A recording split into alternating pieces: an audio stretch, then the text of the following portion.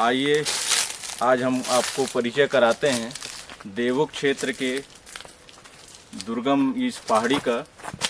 और यहाँ पर आज हम चर्चा करेंगे ह्यूमस मिट्टी की। ह्यूमस मिट्टी बनती कैसे है और ह्यूमस मिट्टी बनती कैसे है ये हम तभी सीख सकते हैं जब हम जंगल में आते हैं। यहाँ पर आप देखिए ये बीलू का पौधा है और ये पौधा जो है पत्थर के ऊपर जो है स्थित है यह पौधा। और यहाँ पर हम देखते हैं बड़े बड़े जो पौधे हैं यहाँ पर, अभी तो खैर बरसात का अंतिम है तो नमी की यहाँ मात्रा है, लेकिन जब इस गर्मी आ जाती है और इतनी चिलचिलाती गर्मी में भी ये पौधे झुलसते नहीं हैं और समृद्ध रहते हैं। तो इनकी समृद्धि का कारण क्या है, जो इतने गर्मी में भी इतने पत्थरों के ऊपर भी ये पौधे कैसे समृद्ध रहते हैं, तो इस पर आज हम चर्चा करेंगे कि इनकी समृद्धि का कारण क्या है। इनकी समृद्धि का कारण है इसके नीचे जो ये जो ह्यूमस मिट्टी जो है ये इसकी समृद्धि का कारण है। और ये ह्यूमस मिट्टी बनती कैसे है? ह्यूमस मिट्टी बनती है ये जब पत्तियां यहाँ पर गिरती हैं, पेड़ों से जो पत्तियां गिरती हैं, गिरने के बाद ये पत्तियां पेड़ों के नीचे ही रह जाती हैं। और जैसे बारिश आता है तो बारिश का पानी जब यहाँ पर जमता है तो बारिश के पानी जमने से इन पत्तियों में सड़न की क्रिया होती है और सड़न की क्रिया से जो है ये मिट्टी जो है पूरी तरह से उर्वरक युक्त हो जाती है। हम जब शहरी क्षेत्रों में वृक्ष लगाते हैं तो वृक्षों को पोषण देने की आवश्यकता होती है। उसमें रासायनिक का उपयोग करने वाले लोग जो है अलग से फास्फोरस की मात्रा डालते हैं, पोटास की मात्रा डालते हैं, नाइट्रोजन डालते हैं। लेकिन इस जंगल में बिना किसी जो है केमिकल के डाले ये पौधे समृद्ध हो रहे हैं। तो इनकी समृद्धि का कारण जो है ह्यूमस मिट्टी है। और पत्तियां जब सड़ती हैं तो सड़ने की क्रिया में इन पत्तियों में जो अवयव पाए जाते हैं उसमें प्राकृतिक रूप से जो है इन पत्तियों में जो द्रव्य पाए जाते हैं, ये जब मिट्टी में सड़ते हैं तो सड़ने से प्राकृतिक रूप से इस मिट्टी में जो है पोटेशियम है, नाइट्रोजन है, फास्फोरस है, कैल्शियम है, कार्बन है, ये अपने आप निर्मित होते हैं, स्वतः निर्मित होते हैं।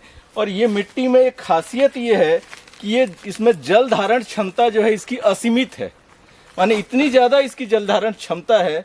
और दूसरे क्या, ये पौधे जो है इनके अंदर अपने जड़ों को इतने तेजी से विकसित करते हैं और इतनी गहराई तक विकसित करते हैं जहां पर इनको जल का स्रोत मिल जाता है। और एक तरह से प्राकृतिक रूप से जो जल स्रोत का यहाँ पर निर्माण होता है उस जल स्रोत में ही जो है ये पौधे पल्लवित होते हैं।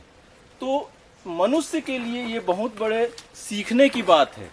जैसे हमारे बहुत सारे लोग आज कहते हैं कि पर्यावरण को बचाना है, पर्यावरण को बचाने के लिए हम जो है पेड़ों को लगाना है, वृक्षारोपण का कार्य जो है बहुत बृहद रूप से चलता है। यहाँ पर एक बात यह आती है कि वृक्षारोपण करके हम पर्यावरण को संतुलित नहीं कर सकते, हम वृक्षों को काटना बंद करके पर्यावरण को सुरक्षित कर सकते हैं। वृक्ष अपने आप प्रकृति तैयार कर लेगी अगर हम इसे काटते नहीं हैं। पर्यावरण नष्ट तब होता है जब मनुष्य का यहाँ पर आगमन होता है और मनुष्य इन जो है पेड़ों की कटाई करता है, तब ये वृक्ष नष्ट होते हैं। फिर हम जो है थोड़ी सी जो है औपचारिकता निभाने के लिए 2-4 पेड़ लगा देते हैं और हम जो है पर्यावरण संरक्षण की बात करते हैं। हम वृक्ष न लगाएं, हम वृक्ष को काटना बंद कर दें, प्रकृति अपने आप जो है जंगल तैयार कर लेगी। और इस जंगल की जो है प्रकृति को समझने के लिए इस पहाड़ी से बेहतर व्यवस्था और नहीं देखी जा सकती। देखिए यहाँ पर मैं आपको दिखाना चाहूँगा, इस पत्थर के ऊपर भी जो है यह वृक्ष पल्लवित हुआ है। तो ये प्रकृति की एक अद्भुतता है।